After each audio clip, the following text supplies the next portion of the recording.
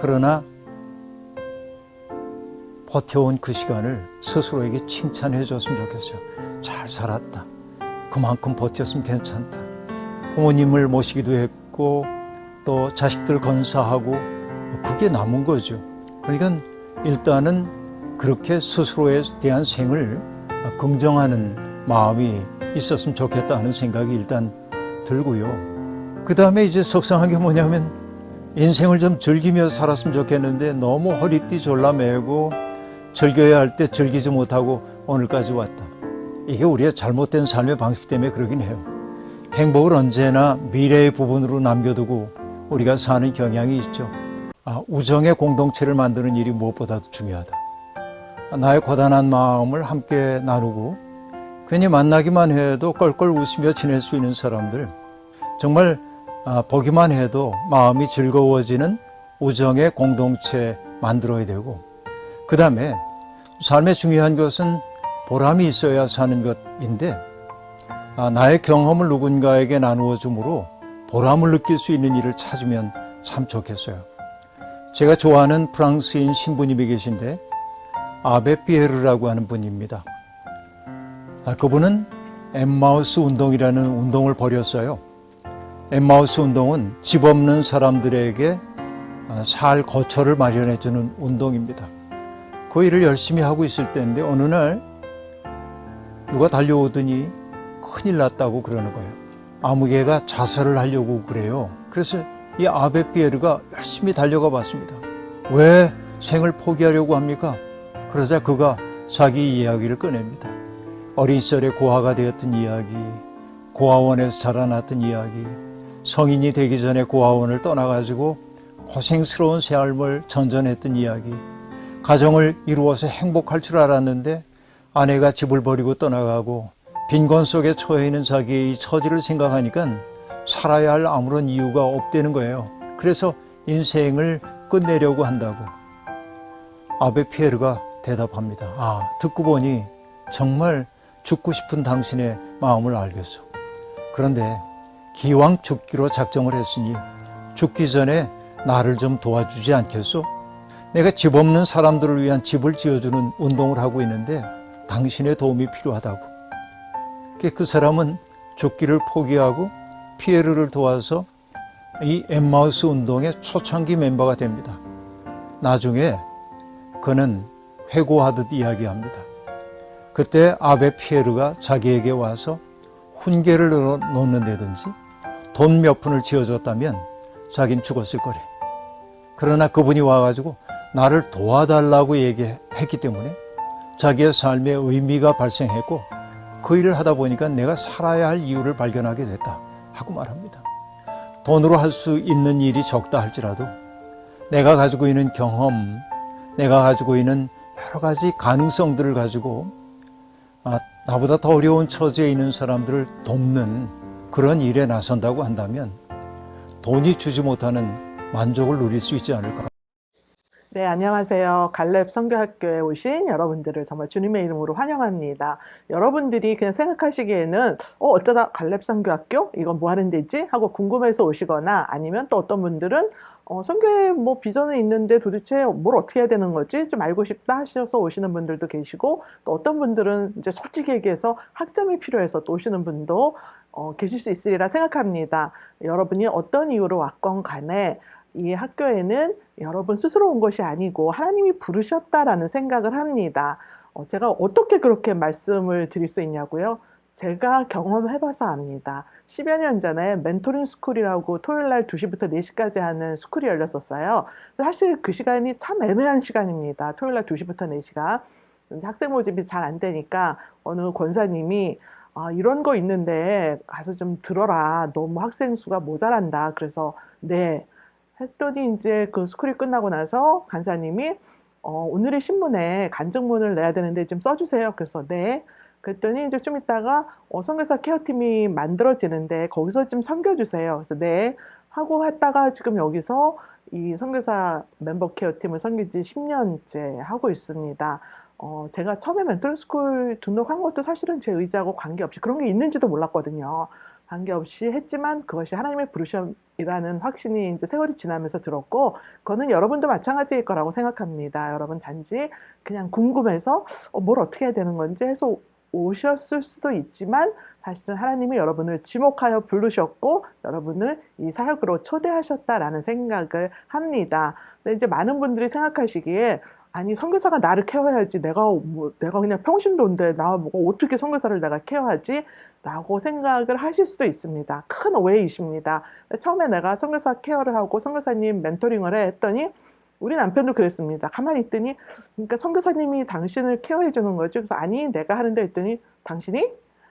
그러니까 무슨 소리예요? 신학적인 은연중에 선교사님은 우리보다 영적으로 훨씬 더 성숙하신 분, 영적으로 무장되신 분, 그래서 그분들이 나를 보살펴야 된다라고 생각하실 수도 있지만, 이 시간을 통해서 여러분이 왜 우리가 선교사님들을 돌보고 케어해야 되는지에 대한 비전을 알아가는 시간이 됐으면 좋겠습니다. 여러분이 그림을 보시면 하트 모양이 있습니다. 굉장히 크고 아름다운 하트 모양입니다. 이거는 선교사님들이 가지고 계신 하나님에 대한 사랑, 또 그 땅과 그 민족에 대한 사랑이라고 표현할 수 있겠습니다. 근데 보시면 반창고가 붙여 있죠. 반창고가 멀쩡한데 붙이진 않습니다.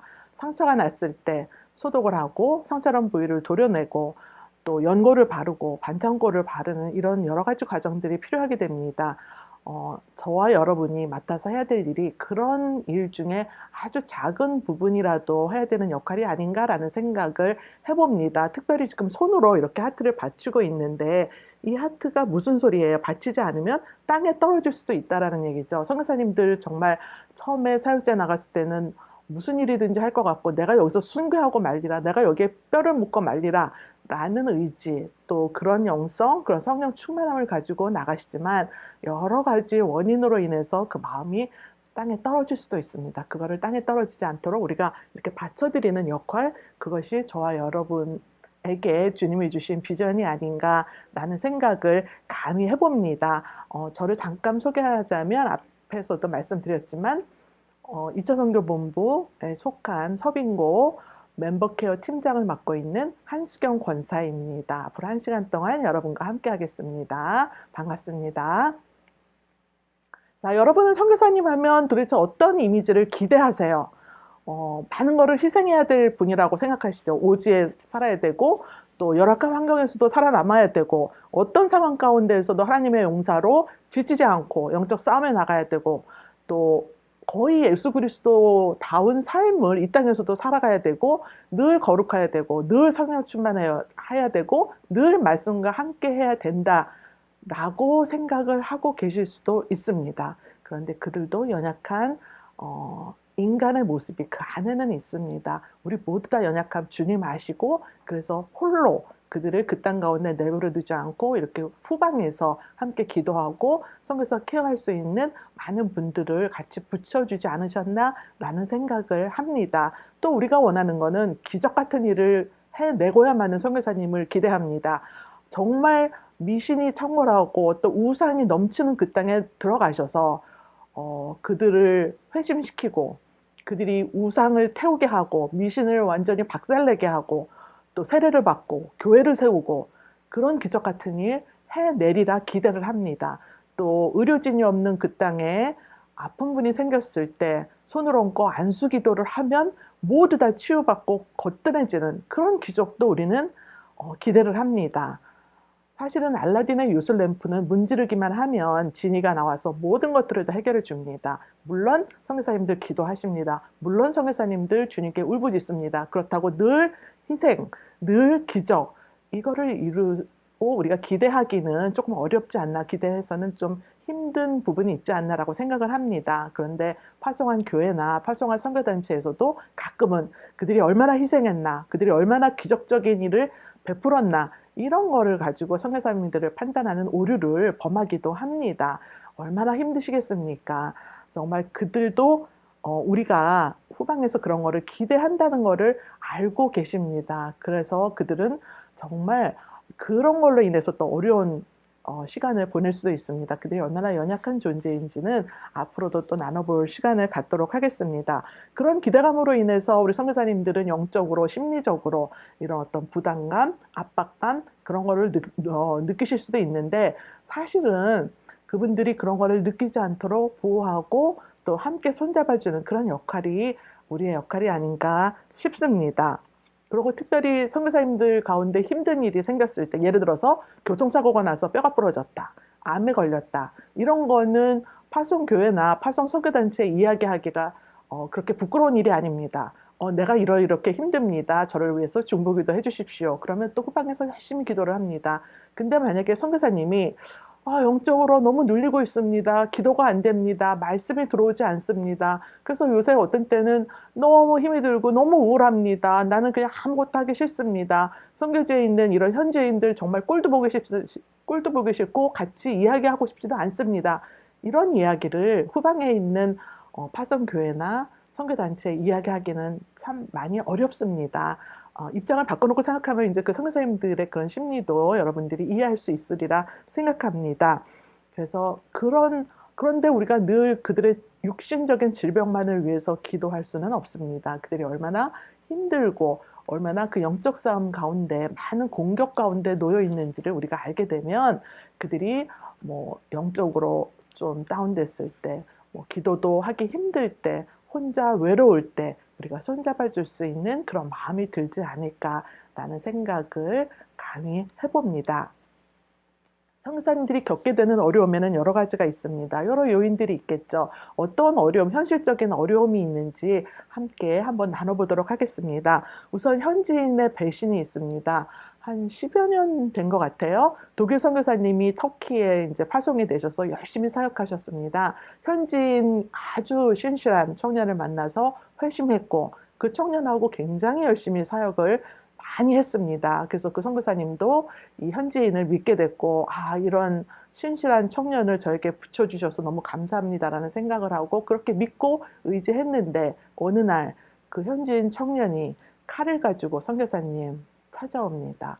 정말 비참할 정도로 처참하게 난도질을 해서 살해를 합니다. 이 청년은 처음부터 알라신을 배신하게 하는 악한 영을 전도하는 그런 자들을 내가 박살내고야 말겠다라는 깊은 뜻을 가지고 위장을 한 거죠. 위장을 해서 믿음이 생긴 것처럼 그리스도인이 된 것처럼 이 선교사님을 그렇게 느끼게 했고 결국은 그 선교사님을 그렇게 살해한 경우도 있습니다.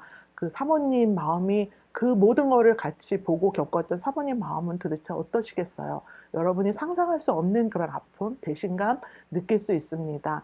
뭐 그런 경우는 아주 극단적인 경우이지만 또 많은 경우에 선교사님들이 외국인이기 때문에 만약에 그 땅에 교회를 짓거나 또 교회를 세울 때 본인 이름으로 구입을 하고 본인 이름으로 건물을 지을 수가 없습니다. 그러면 현지인 또 신실한 같은 그리스도인 목사님 뭐 이런 분들하고 같이 협업을 하게 되죠. 그러면 이제 그 현지 분 이름으로 땅을 구입하고 또 건물을 구입하고 이런 경우가 생깁니다. 많은 경우에 그런 경우에 이제 문제가 생깁니다. 현지인들이 배신하는 거죠. 자기가 그거를 소유하고 싶은 마음에 이 선교사님을 배반하고 아주 극단적인 경우는 몇 년 전에 그분은 이제 케냐에 나가셨는데 미국 국적을 가지고 계세요. 그래서 연금이 오랫동안 직장 생활을 했기 때문에 연금이 이제 좀 풍부하게 나옵니다. 그래서 일부러 케냐의 시골 지역으로 이사를 하셔서 거기서는 한 달에 50만 원 정도면 이제 싱글 선교사님이신데 50만 원 정도면 생활이 가능합니다. 그래서 남은 돈을 모아서 1년에 한 3천만 원 내지 4천만 원이 모아지면 학교를 계속 세워줍니다. 근데 그러고 어쨌든 현지인 이름으로 세우고 거기 그냥 사실 두고 오실 거거든요. 어떤 권리도 주장하지 않으시는데 그거를 못 참고 또 현지인 그리스도인께서 이 여성분이신데 50대 후반 여성분이신데 구타를 하고 내쫓는 그런 경우도 있었습니다. 이 선교사님이 느끼는 배신감은 이루 말할 수 없죠. 결국은 몇 년 동안에 그런 일을 이제 좀 몇 번 당하고 나서는 그냥 철수하셨습니다. 이런 배신감 느낄 때 그들이 얼마나 하늘이 무너지고 내가 여태까지 도대체 무슨 일을 했는가 라는 그런 느낌이 안 들겠습니까? 그런 어려움을 겪으시는 선교사님들이 계시고 다음은 이제 부부관계에 문제가 생기는 경우도 꽤 있습니다. 한국에서 훈련 받을 때는 부부가 다 그래 우리는 선교사로 직임을 받고 파송이 되고 정말 선교사에게 헌신할 거야라고 이제 선교지에 도착을 합니다. 그런데 살림도 해야 되고 아이들도 키워야 됩니다. 보통 부인 선교사님들이 그러한 일들을 감당하게 되시죠. 그러면 남편 선교사는 계속 현지를 만나고 또 사역을 하러 다니고 보람도 느낍니다. 언어도 현지 언어도 굉장히 익숙하게 되시죠. 근데 부인 선교사님은 집에서 살림하고 또 아이들 키우고 그러다 보니까 현지인하고 접촉할 수 있는 시간도 없고 언어도 한계가 있고 그럴 때 도대체 나는 뭔가 내가 선교사가 맞나? 특별히 또 한국에서 손님들이 방문하게 되면 그 손님들 어, 주무시는 거나 또 식사 대접하는 거나 그런 모든 것들도 또 부인 선교사님이 맡아서 하게 되는 그런 경우가 많이 생기죠. 몇 년 전에 어떤 선교사님 부부가 이제 부부 사이에 문제가 생겨서 이혼 직전까지 가서 교회에서 어떤 장로님이 이제 그 부부를 방문하셨습니다. 그래서 왜 원인이 뭐나 얘기를 다 듣고 원하는 게 뭐냐라고 부인 선교사님한테 물어봤습니다. 그래서 당신이 원하는 게 뭡니까? 부인 선교사님이 이야기한 거는 남편하고 스타벅스 가서 커피 한 잔 마시면서 그냥 이런저런 이야기를 하고 싶습니다. 그게 제가 원하는 한 가지입니다. 라고 이야기를 하시더라고요. 우리는 사실 이곳에서 그냥 원하면 스타벅스 가서 커피 마시고 친구 만나고, 물론 이제 코로나 상황에서는 조금 제한이 있기도 했지만 남편하고 늘 이런저런 이야기하고 삽니다. 근데 선교지에서는 그런 것이 불가능하게 됐을 때 이 부인 선교사님의 외로움, 또 혼자 외톨이로 남았다라는 거, 나는 누구하고 스타벅스 가서 한 잔 커피 마시면서 누릴 여유도 없다라는 그런 거에서 오는 부부 간의 갈등이 많이 생기는 경우가 있습니다. 또 독신 선교사님들이 있습니다. 오늘의 교회는 싱글 남자분은 파송하지 않습니다. 싱글 여성 선교사님들은 파송을 합니다. 그럴 때 몇 년 전에 이제 선교사님 모임에서 어떤 싱글 선교사님이 나와서 하신 말씀이 아직도 기억이 납니다. 나와서 하시는 말씀이 부부 선교사님들 쌍으로 덤비지 마세요. 굉장히 외롭고 서럽습니다. 이렇게 말씀하시더라고요. 물론 갈등이 생겼을 때 이야기입니다. 특별히 여성 선교사님들 같이 사역할 때 남편 선교사님하고 같이 사역을 많이 하게 되고 뭐 여행을 하거나 또 전도 여행을 할 때도 같이 부인 선교사님은 집을 지키고 이렇게 남편 선교사님과 싱글 선교사님, 여성 선교사님이 같이 이동을 하는 경우도 생깁니다. 물론 뭐 어떤 그 하나님 보시기에 아름답지 않은 그런 감정을 갖고 갈 일은 전혀 없겠지만 그럼에도 불구하고 여성 선교사는 조금 이렇게 움츠러드는 감정이 생기지 않을 수가 없죠. 또 부인 선교사님도 물론 머리로는 다 압니다. 저분들이 그냥 하나님 사역을 하러 다닌다는 거 알지만 감정적으로는 그렇게 뭐 기쁘고 축복할 수만은 없지 않은 경우도 생기리라 생각합니다. 특별히 그래서 여성 선교사님들 그런 어려운 가운데 있고 또 제가 아는 여성 선교사님은 이슬람 지역에 들어가셔서 이제 아파트 앞쪽에 사시는 가족들하고 굉장히 친해지려고 노력을 했습니다. 무슨 때면 초대해서 한국 음식도 하고, 이제 물론 한국 찬송가를 틀어놓습니다. 그러면 그들은 그냥 한국 음악인 줄 알고 있지만 찬송가도 틀어놓고 교제를 하려고 굉장히 노력을 했는데, 어느 날 그 가정의 남편을 길거리에서 만났는데, 이상한 시선으로 자기를 쳐다보고 계속, 금방 뭐, 안녕하세요, 뭐, 안녕히 가세요 하는 게 아니고 계속 이야기를 하고, 그럴 때 이제 이분도 굉장히 움츠러들게 되고, 이 상황을 어떻게 뚫고 나가야 될지 하는 어려움도 또 겪게 되는 그런 부분도 있습니다. 이런 여러 가지 또 어려움으로 인해서 영적으로 심리적으로 압박을 느낄 수도 있고 또 우울증 또 여러 가지 심리적인 그런 어려움이 있을 수 있습니다. 심한 경우는 그 부인 선교사님이신데 이제 심하게 정신병이 들으셔서 한국으로 이송하셔서 정신과에 가셨는데 결국은 폐쇄병동에 입원을 할 수밖에 없는 그 상황까지도 간 경우도 있습니다. 이런 여러 가지 어려움, 현실적인 어려움이 있고 또 하나는 강도 굉장히 많이 당합니다. 왜냐하면 딱 봤을 때 외국인이고 물론 이제 조금 우리보다 경제적으로 어려운 국가에서 사역하시는 분들이 그 현지인들이 보시기에는 저분들은 한국 분들 굉장히 돈이 많아. 털면 언제든지 돈이 있을 거야. 라고 오해를 하실 수도 있습니다. 사실 선교사님들 그렇게 경제적으로 풍족하지 않거든요. 이렇게 강도를 당하고 나면 그다음에 굉장히 불안한 마음이 들겠죠. 저쪽에서 누가 현지인이 다가만 와도 저 사람이 혹시 또 나를 해치고자 하지 않을까 하는 불안감도 생길 수 있고 영적으로 굉장히 다운되는 그런 경우가 있을 수 있습니다. 또 이런 경우 외에도 다른 선교사님으로 인해서 상처받는 경우도 없지 않습니다. 모든 선교사님이 그렇다라는 얘기는 아니지만 예를 들어서 이제 굉장히 더운 나라에 파송되신 여성 선교사님이에요. 이제 나가실 때는 그래도 내가 선교사인데 점잖은 옷을 입고 가야지. 그래서 소매가 이제 여기까지 오는 그런 옷들로만 싸가지고 가셨는데 영상 50도예요. 이거는 어떻게 그런 옷을 입고는 버틸 수가 없는 거예요.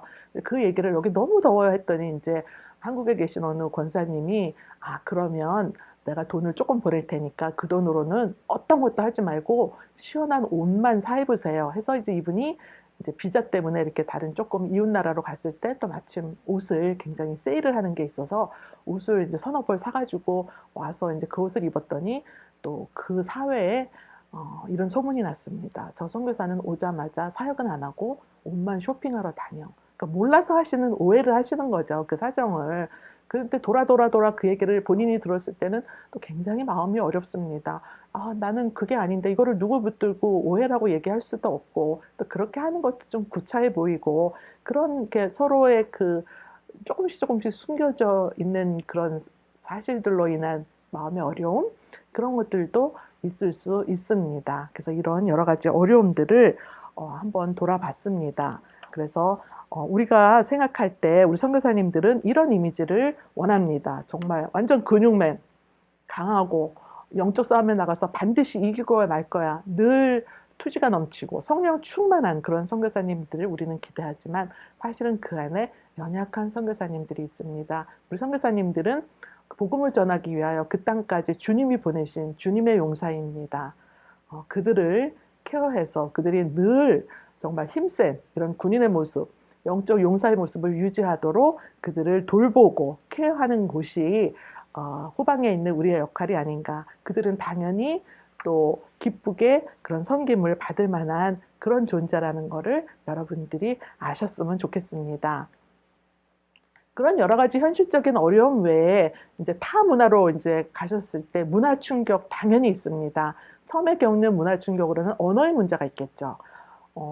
물론 여기서 뭐 만약에 케냐로 간다. 그러면 케냐는 영어를 쓰니까 또 뭐 영어를 학원을 다니거나 공부를 하실 수 있지만 사실 그거에는 한계가 있죠. 그래서 선교지에 도착하게 되면 많은 그 후원 교회나 단체에서는 2년 동안의 기한을 줍니다. 2년 동안은 특별히 사역에 들어가지 않더라도 그 현지 언어를 익히고 문화를 익히세요.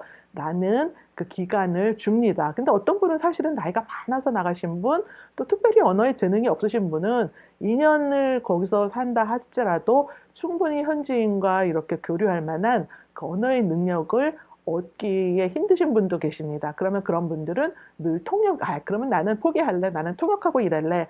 그러면 늘 통역이 있다는 얘기는 늘 그분과 동행해야 된다는 이야기고 또 현지인과 직접적으로 관계를 맺는데 어떤 눈에 보이지 않는 그런 작은 걸림돌이 될 수도 있습니다. 그래서 처음 느끼는 문화 충격으로는 이제 언어의 문제가 있을 수 있고요.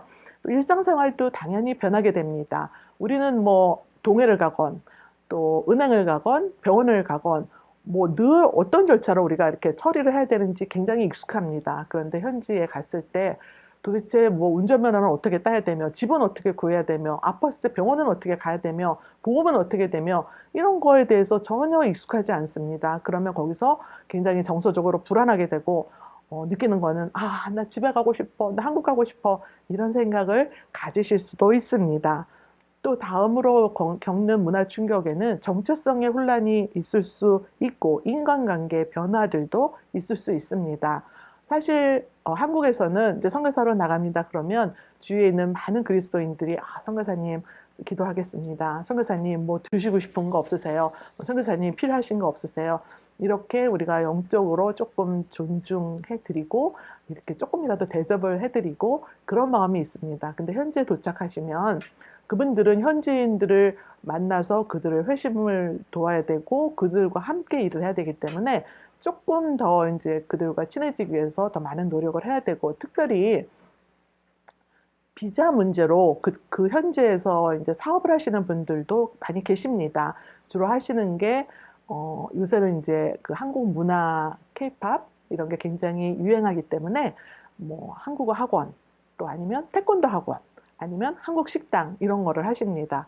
근데 사실은 비자 문제를 해결하기 위해서 이런 사업체를 여셨는데 시간이 지나다 보니까 도대체 오늘 내가 된장찌개를 몇 그릇을 팔았나? 도대체 오늘 이번 달에 학원에 몇 명이 등록을 했나? 이런 거에도 신경을 쓰시게 되는 경우도 생깁니다. 그러면 그럴 때 도대체 나는 여기서 뭘 하고 있나? 내가 선교사로 왔는데 내가 지금 된장찌개 몇 그릇 파는 거를 왜 신경 쓰고 있나? 도대체 이 학원에 학생이 몇 명이 등록했나를 내가 왜 거기다 신경을 더 쓰고 있나? 라는 또 그런 회의가 들기도 하겠죠. 또 어떤 선교사님들은 사실 현실적으로 너무 사업이 잘 되면 사실은 선교보다는 또 그 사업에 집중하게 되는 그런 경우도 뭐 있지 않나라는 생각도 하게 됩니다. 또 타 문화를 이해하는데 사실 어려움이 있을 수 있습니다. 우리도 우리 자신의 문화가 있고 또 그 현지에도 현지의 문화가 있습니다. 고유의 문화가 있는데 그거를 잘 이해하지 못하고 막 이렇게 버거워하시면 그 현지 분들하고 교류를 맺고 관계를 맺고 친구가 되고 이러는데 이제 많은 어려움 그런 거를 겪게 되시겠죠. 아무래도. 그래서 이렇게 현지인들과 교류가 없게 되면 또 폐쇄적으로 되고 한국 사람들만 만나게 되고 그러면 사역하기도 힘들고 살기 열매도 맺기 힘들어지는 그런 결과도 나올 수 있습니다. 다음으로는 가치관의 차이입니다. 사실은 이제 이런 부분은 이제 조금 또 이야기하기가 뭐 조금 예민한 부분도 있는데 어떤 곳은 이렇게 옷차림 뭐 이런 것도 우리가 보기에는 좀 보수적으로 보기에는 저 사람들이 꼭 저렇게 옷을 입고 다녀야 되나? 난 너무 보기에 불편하다. 라는 경우를 겪기도 하고요. 또 제가 이제 어느 어, 선교지를 방문했을 때는 여름에 남자분들이 그냥 속옷도 아니고 우통은 다 벗고 계신 경우 도대체 나는 어디를 쳐다봐야 길을 지나갈 때도 어디를 쳐다보고 가야 되지? 조금 민망한 경우도 있을 수 있겠고 또 이제 어떤 경우에는 또 우리가 지난번에 제가 의료 사역을 하러 가기 때문에 의약품들을 굉장히 많이 가져가야 됐습니다. 그래서 한 열 몇 명이 갔는데 이제 의약품을 다 골고루 나눴고 그때도 이제 우리가 기도하면서 이게 혹시 세관에서 걸릴 수 있다. 우리가 그 나라에 들어갈 때 세관에서 걸릴 때 우리는 어떻게 처신을 해야 되나. 물론 그들이 원하시는 거는 그 의약품을 다 뺏거나 뭐 그게 아니고 어, 뇌물을 좀 달라.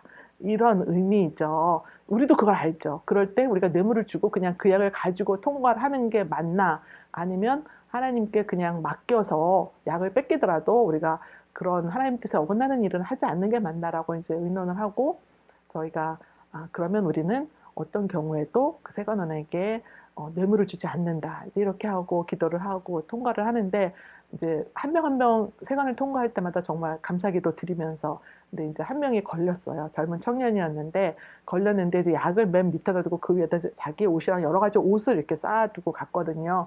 그래서 이제 이 청년이 걸려서 이제 가방을 열어라 했을 때 청년이 지혜롭게 네가 열어라. 세관원 너라고는 안 했겠죠. 죄송합니다. 당신이 여세요. 그 대신에 굉장히 지금 짐이 많으니까 요거 요대로 당신이 싸세요. 그럼 얼마든지 여세요. 괜찮습니다. 했더니 그냥 이분이 보시더니 그냥 나가라고. 그래서 전원 무사히 이렇게 나온 경우도 있습니다. 이런 가치관의 혼란도 있을 수 있습니다. 그 외에 또 여러 가지 어려움이 있습니다. 우선 날씨가 우리나라는 그래도 뭐 많이 여름에 더워지고 겨울에 추워지고 뭐 태풍이 불고 하지만 아주 힘든 나라보다는 우리나라는 굉장히 살만한 나라입니다. 근데 너무너무 추운 나라로 가거나 너무너무 더운 나라로 갔을 때 이제 어려움 있을 수 있고요. 또 중요한 문제 중에 하나가 물입니다. 우리는 뭐 수도꼭지 틀면 늘 찬물, 더운 물이 나오는 그런 상황에서 우리가 살고는 있는데 제가 아프리카 쪽 어느 나라 갔을 때 이제 양치를 하려고 물을 받으니까 이게 도대체 입으로 갈 수가 없어요. 너무 흙탕물이라서 이걸로 내가 양치를 해야 되나? 라는 생각이 들 정도로 한 번은 샤워하고 나왔는데 이제 머리를 감고 이제 덜 말랐으니까 나오는데 여기 이제 붉은색 물이 주르르 흐릅니다. 흙탕물입니다. 그나마 물이 나오면 감사한 거죠. 어느 순간 물이 뚝 끊깁니다. 어떤 예고도 없습니다. 물이 뚝 끊기면 뭐 화장실도 이제 물론 이제 수세식이 아닌 데는 괜찮지만 수세식인 경우 이제 화장실도 난리가 나고 씻을 수도 없고 칫솔도 못하고 씻지도 못하고 그런 경우도 있습니다. 이게 이제 계속이 되면 선교사님들 힘들게 되죠. 우리 같이 이제 잠깐 있다 오는 사람들도 힘이 드는데 어떤 선교사님 댁에 갔더니 정말 동이마다 물을 한 10동이 정도는 늘 받아놓고 계시더라고요. 그래서 물이 이렇게 심각해요? 그랬더니 뭐 늘상 그래서 이제 익숙해졌어요. 라고 말씀을 하시지만 참 마음이 짠한 경우가 있었습니다. 음식 같은 경우도 예를 들어서 어느 현지 지역은 아침, 점심, 저녁 카레를 줍니다.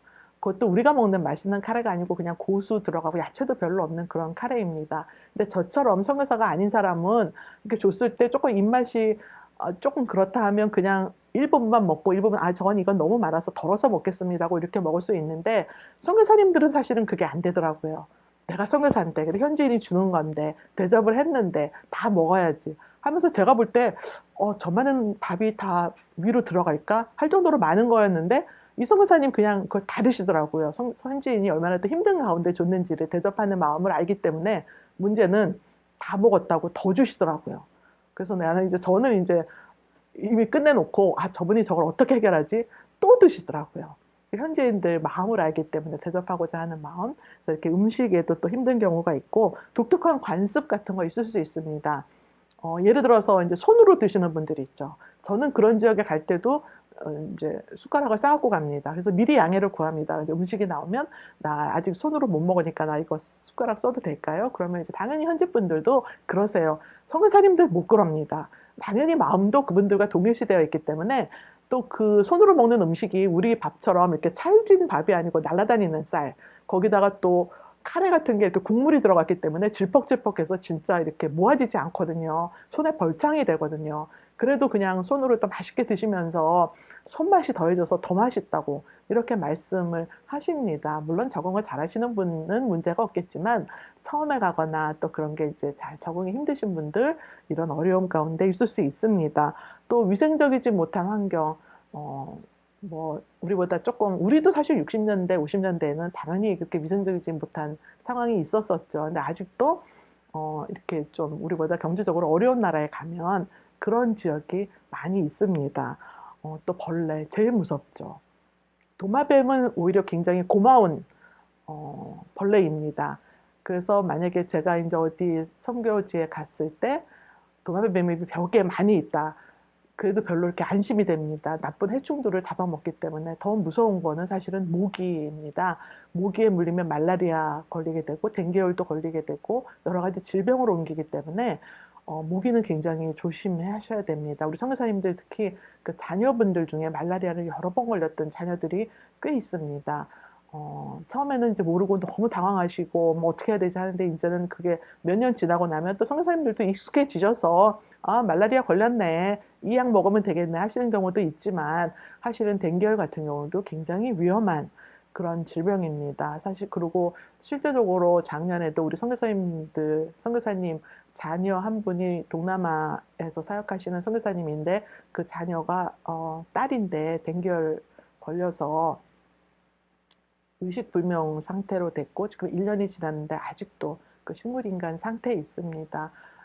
그 딸을 바라보는 우리 선교사님 마음은 얼마나 힘드시겠습니까? 그 와중에도 또 남편 선교사님은 사역 때문에 현지를 가끔 방문하셔야 되고 부인 선교사님이 그 딸을 돌보고 또 다른 자녀가 있어서 다른 자녀도 돌봐야 되고 우리가 많이 같이 기도해주고 안타까워하지만 그 따님이 1년 넘게도 아직 깨어나지 못하고 있습니다. 우리 선교사님 이런저런 여러 가지 현실적인 어려움들, 문화 충격으로 인한 이런 어려움들을 경험하실 수밖에 없습니다. 그러면 이런 문화 충격으로 인해서 어떤 일이 벌어지는가? 우선은 굉장히 많이 스트레스가 쌓이시겠죠. 우리가 생각할 때 가장 스트레스가 크다라고 생각할 수 있는 게 배우자의 사망이 아닌가 싶습니다. 배우자가 이렇게 사망하게 되면 느끼는 스트레스 지수를 100이라고 봤을 때 초임 선교사가 처음 사역지에 도착해서 느끼는 스트레스 지수는 400 이상이라고 학자들은 발표를 합니다. 어마어마한 스트레스를 느끼게 되죠. 이런 스트레스를 느끼게 되시면 당연히 육체적인 질병으로 연결이 될 수밖에 없습니다. 왜? 면역력이 떨어지기 때문에.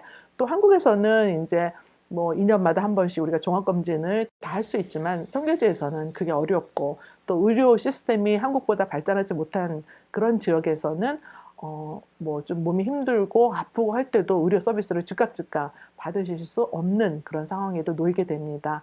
이렇게 스트레스가 쌓이고 육체적으로 질병이 오게 되면 영적으로도 눌리게 되죠. 우울감도 느끼게 되죠. 그래서 마침내는 나는 선교사로서 자격이 없나? 나는 왜 이것밖에 안 되지? 라는 그런 좌절감 이런 거에도 빠지게 되는 선교사님들이 있을 수 있습니다.